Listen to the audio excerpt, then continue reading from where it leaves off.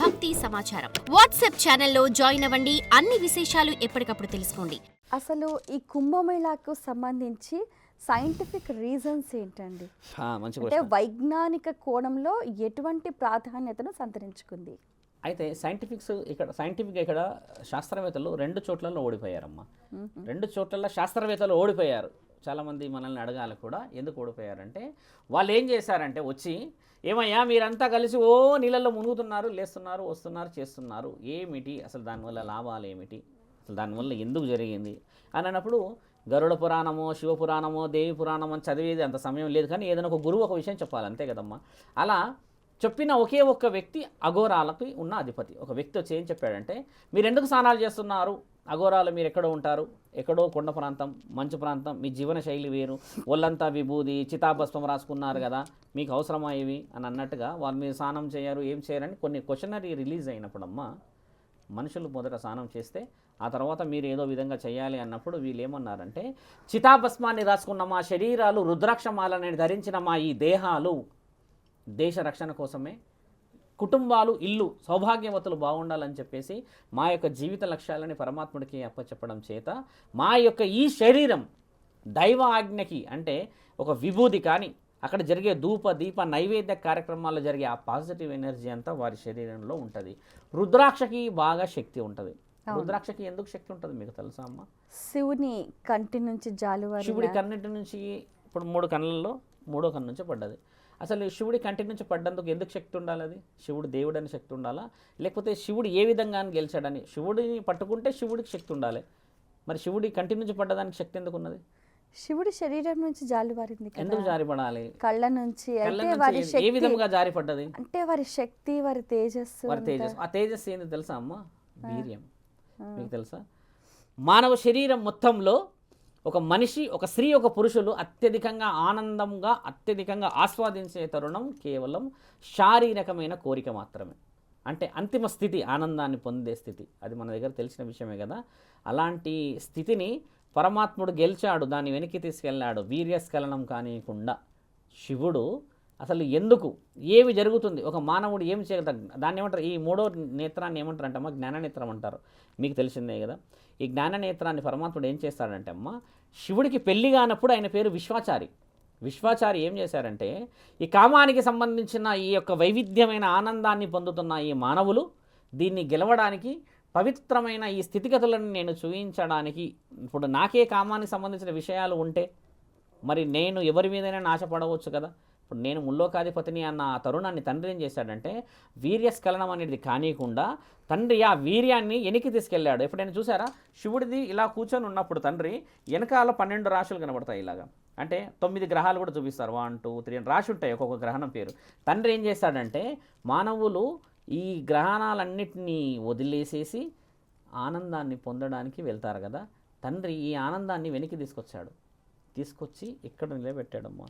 నిలబెట్టినప్పుడు అక్కడి నుంచి తండ్రి ఆ యొక్క శక్తి, మీకంటే నాకు మహాజ్ఞానం ఉన్నదని రుజువు చేసిన మహానీయుడు. ఇప్పుడు నీకు ఉన్నది 3వ సెన్స్, నాకు ఉన్నది 6th సెన్స్, మీకుంటుంది నాకుంటుందమ్మా. ఈ 6th సెన్స్ రుజువు చేసినోడు ఎవరు?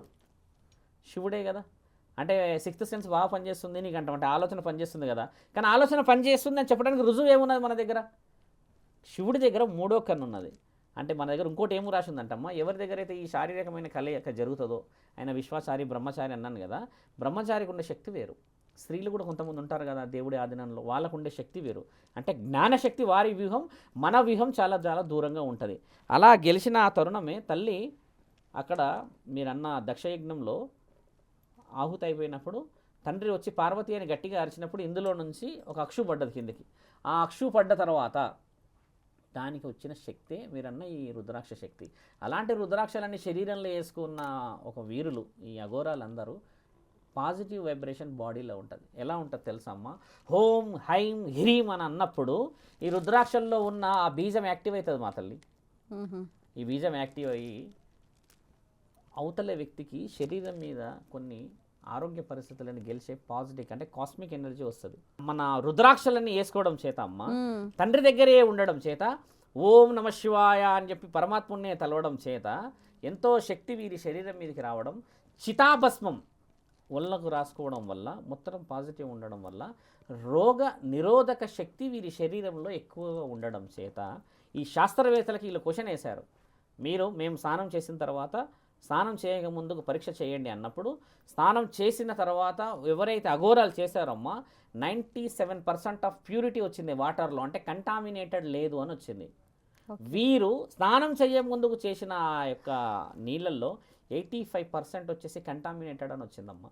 అంటే అందులో సూక్ష్మమైన జీవరాశులు ఉంటాయి, మళ్ళీ కలుషితమైన నీళ్లు కలిసే అవకాశాలు ఉంటాయి, ఈ పొల్యూషన్ సంబంధించినవి ఉంటాయి కదా. వీళ్ళు వెళ్ళి స్నానం చేస్తే నీళ్లు శుద్ధిపడ్డాయి. నీళ్లు శుద్ధిపడినదే శాస్త్రవేత్తలు రాసి పెట్టారు. 100 సంవత్సరాల క్రితం డాక్యుమెంట్ ఉంది, మీరు కాశీలో వెళ్ళి వెతకవచ్చు. అక్కడ శాస్త్రవేత్తలు ఒకసారి ఏం నిరూపించారంటే వీరు చేస్తుంది మళ్ళీ మానవులు ఇప్పుడు నీళ్ళలో మునిగినప్పుడు కొన్ని చర్మానికి సంబంధించిన వ్యాధులు వస్తాయి కదమ్మా, అలాంటి వ్యాధులు రాకుండా ఉండడానికి అని చెప్పేసి మొదట అఘోరాలు మునుగుతారు. వీరి శరీరంలో ఉన్న పవిత్రత అంతా దాంట్లో ముంచుతారు తల్లి. వాళ్ళు ఉన్న విభూది అంతా అందులోనే తీసుకోవడం గల కారణం నీళ్లు ప్యూరిఫై కావడానికి. అది రుజువు చేయబడింది. ఇది షాహీ స్నానం అంటూ ఉంటారు కదండి. కుంభమేళ మొత్తం 45 రోజులు జరిగితే కేవలం 6 రోజులు మాత్రమే ప్రత్యేకమైనవి అంటారు. ఎందుకని? ఇప్పుడు 6 రోజులు ప్రత్యేకమైతే అనేది మనం చాలా వివరంగా చెప్పుకోవచ్చు, తెలిసిందే అందరికి కూడా. 13వ తారీఖు రోజు మీకు ఇందాకే అన్నారు భోగి రోజు స్టార్ట్, అది పవిత్రమైన రోజు, పుష్య పూర్ణిమ అని అన్నారు మీరు. నెక్స్ట్ మకర సంక్రాంతి 14. తర్వాత వచ్చేసి అమావాస్య ఉంది, మౌన అమావాస్య ఈ నెల 29కి ఉంది. 3వ తారీఖు వచ్చేసి వసంత పంచమి ఉంది. 12వ తారీఖు వచ్చి మళ్ళీ పౌర్ణమి ఉంది. 26 మాఘ పౌర్ణమి, మళ్ళీ 26వ తారీఖు వచ్చేసి మహాశివరాత్రి. ఈ 6 రోజులే ప్రత్యేకమైన ఎందుకని అంటే ఇవన్నీ ఆ రోజు ప్రత్యేకమైన రోజులు మనకి నక్షత్రాలు, తిథులు, శాస్త్రవేత్తలు, శాస్త్ర గ్రంథాలు కానీ ఏం రాసున్నాయంటమ్మా, దేవాది దేవతలకు పూజలు చేసే రోజులు ఇవి. మంగళస్నానం ఎప్పుడు పవిత్రమవుతుంది తెలుసా అమ్మ? మీరన్న ఆ అఘోరాలకు సంబంధించిన ఈ కుంభమేళది శివరాత్రి రోజు బాగా పవిత్రమవుతుంది. శివుడే భూమండలానికి దిగొస్తాడని. వసంత పంచమి రోజు అవుతుంది, అమావాస్య పౌర్ణమి రోజు అవుతుందమ్మా. ఈ 4 రోజులు చాలా చాలా ముఖ్యమైనవి. ఎందుకంటే ఈ వసంత పంచమి నెక్స్ట్ ఇయర్ కూడా వస్తుంది కానీ కుంభమేళ ఉండదు. కానీ ఏంటంటే వసంత పంచమి అని అంటే మీకు వసంత పంచమి అనేది మీరు మన దగ్గర మాట్లాడుకునేది ఏంది, ఇప్పుడు ఉగాదికి సంబంధించిన విషయ వివరణలు ఒకటి వస్తాయి, కానీ ఉగాది నెక్స్ట్ ఇయర్ కూడా వస్తుంది. కానీ ఈ వైవిధ్యమైన విషయంలో 45 రోజులు జరిగిన తర్వాత రాదు. మళ్ళీ 45 రోజులు జరగడానికి గల ముఖ్యమైన కారణం ఏంది, ఈ అక్కడ నుంచి రుద్రప్రయాగ నుంచి ఇవి ప్రయాణం చేసే సమయం అది.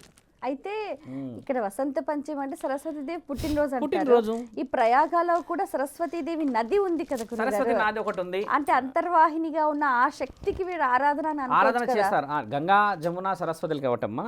మీరు అన్నట్టుగా సరస్వతి మాత ఇప్పట్లో లేదు తల్లి. ఈ పంచమి మీరు అన్న ఏదైతే ఉన్నదో వసంత పంచమి సరస్వతి మాత స్వీకరిస్తుంది. కానీ సరస్వతి మాత అనేది సరస్సు లేదు ఇప్పుడు మన దగ్గర. కొంతమంది ఇక్కడ పుట్టింది సరస్వతి మాత అని కూడా నాకు ఫొటోస్ పెట్టారు. అక్కడ సరస్వతి మాత పుట్టింది, నేను ఒప్పుకుంటా, కానీ సరస్వతి మాత లేదు అక్కడ.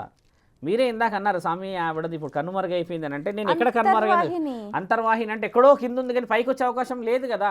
ఇది ఆలోచన చేయండి. ఎవరు చేశారు ఆ ఘనకార్యం? ఆ ఘనకార్యంలో కూడా కొంతమంది ఉన్నారు. అంటే ఇప్పట్లో జరిగినాయి 100 సంవత్సరాల క్రితం. అవి మాట్లాడి ఇప్పుడు మనము చాలామంది ప్రేక్షకులను ఇబ్బంది పెట్టకూడదు. అలాంటి విశేషమైన 6 రోజులు చేసుకోవడం, ఆ రోజే వెళ్ళి స్నానాలు చేయడం మంగళకరం. పండగ రోజే ఎందుకు మనకి ప్రత్యేక ఉంటుందంటే ఆ రోజు కొన్ని నక్షత్రాలు కలిసిన ఆగమనాలు, అందరూ కలిసి చేసుకునే పండగ, మన కులదైవం విలవెల్పులు అన్నీ చేసుకుంటాం.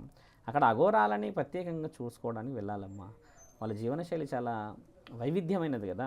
ఈ 6 రోజులకి ఉన్న ప్రత్యేకత అది.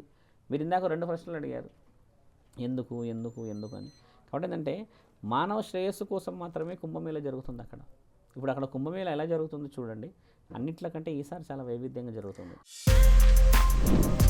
For more videos like this, subscribe Big TV channel.